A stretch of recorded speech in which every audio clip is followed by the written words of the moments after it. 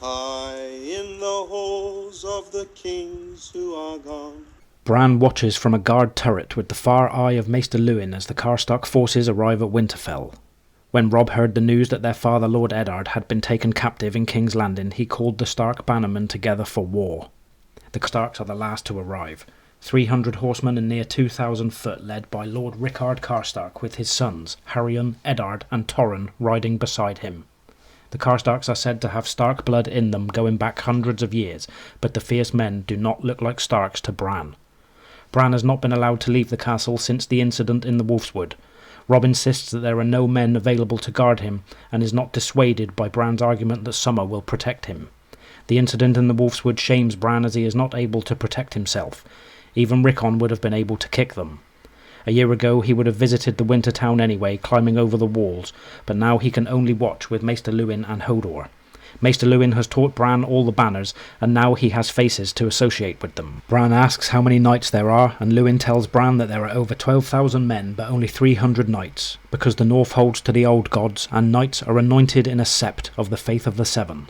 However, Luwin assures him a man's worth is not marked by a Sir before his name. Bran asks when they will leave and is told that they must leave soon or the countryside will be eaten clean. Robb has a long way to go and the fighting has started. More men will join Robb as he travels south. Bran tells Hodor that he does not want to watch anymore.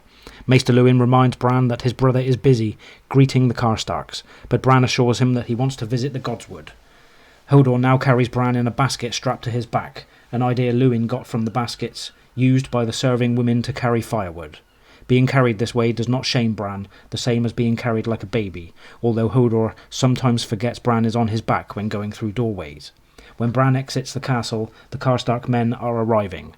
Some men mock him, but Bran has been warned of this by the Maester. His attitude is to let them mock since he does not want to stay in his bedroom.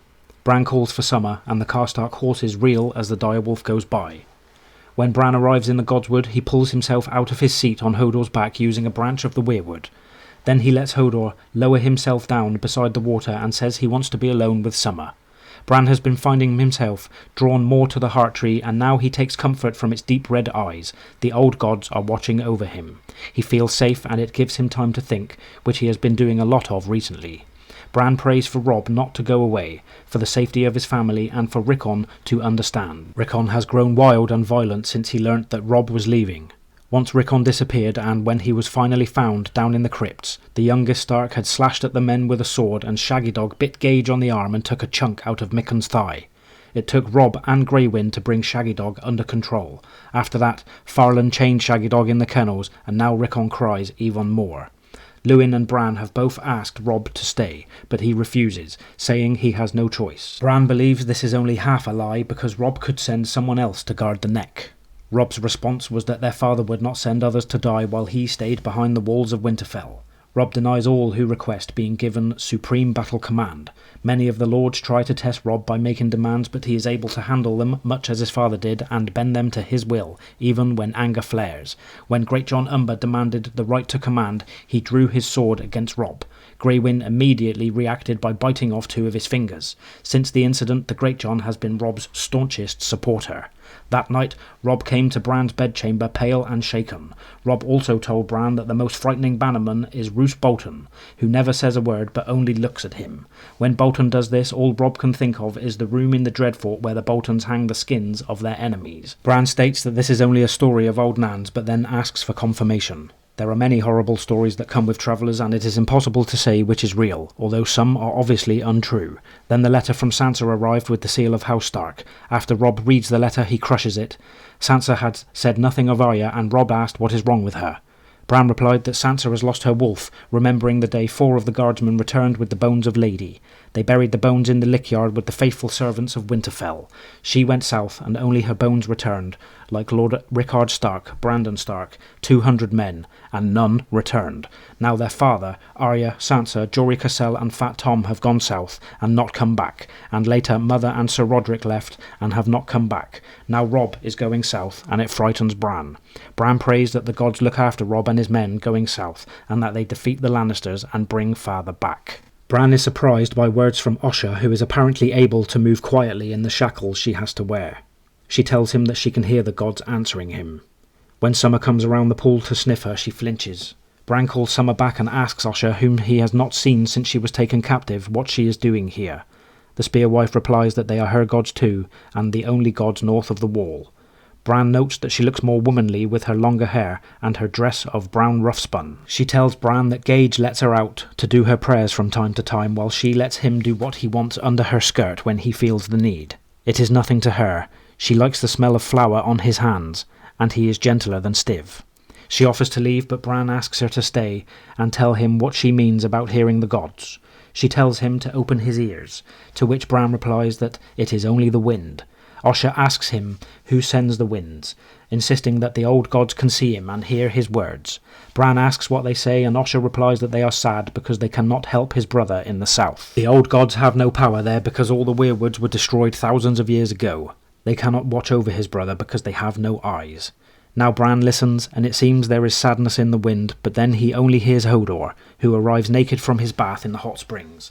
When Osha sees Hodor, she declares that his size denotes giant blood in him. When Bran tells her that Maester Luwin taught him that there are no giants, Osha tells him that the Maester should ride beyond the wall. The giants sometimes breed with men beyond the wall, producing half-breeds, though it goes much worse on the women that have sex with a giant. She then asks Bran if he knows what she is talking about, and he tells her he does, as he has seen animals mating. As Hodor leaves to dress at Bran's command, Bran admits that he is very big. Osha confirms that there are giants beyond the wall, and much worse than giants. When men leave their fires, they often do not come back, or sometimes they come back as wights with blue eyes and cold black hands. Osha explains that she tried to tell Robb, Maester Luwin, and even Theon Greyjoy of this, but they would not listen. She asks Bran why else she would flee south in the company of Stiv and the rest of those fools. She goes on to declare that Mance Rayder, once a sworn brother of the Night's Watch, thinks he can fight the Whites. Osha states that she, unlike Mance, is of the north, and from a long line of the free folk. Osha laments again that she cannot get Robb to listen, and Bran suggests that perhaps Robb will listen to him. Osha is dubious, but gives Bran the message. You tell him this, my lord. You tell him he's bound on marching the wrong way. It's north he should be taking his swords. North, not south. Bran does not get to tell this to his brother, because Robb takes his meal in the Solar with the Great Lords to make final plans for the march, while Bran has to act as the host to the Karstarks in the Great Hall. When he arrives in the hall, Bran can feel the eyes on him, and he hears them murmuring about him being broken. He whispers under his breath that he wants to be a knight, which Maester Luwin overhears. He tells Bran that some call his order the Knights of the Mind, and that Bran could forge a maester's chain at the Citadel in Old Town. Bran states that he wants to learn magic, and that the crow promised he would fly. The Maester says he can teach Bran many things, but no one can teach him magic. Bran replies that the children of the forest could teach him. Then he remembers what he promised Osha, and tells the Maester of the threat in the north. The Maester promises to talk to Osha, but it is obvious even to Bran that what he has said has made little impression. 2 days later, Robb and his army march south. Robb tells Bran that now he must be the Lord, the Stark in Winterfell. Bran, who has never felt so little alone or scared, does not know how to be a lord. He is told to listen to Maester Luwin and to take care of Rickon, who has refused to say goodbye, claiming that no one ever comes back. Robb states that Mother will be home soon, and promises to bring Father back. As Robb's forces leave, Bran remembers Osha's words. He is marching the wrong way. Then he hears cheers from the village, and thinks they will never cheer for him. All that seems to be left in Winterfell are women, children, old men, and Hodor. I demand a trial by combat.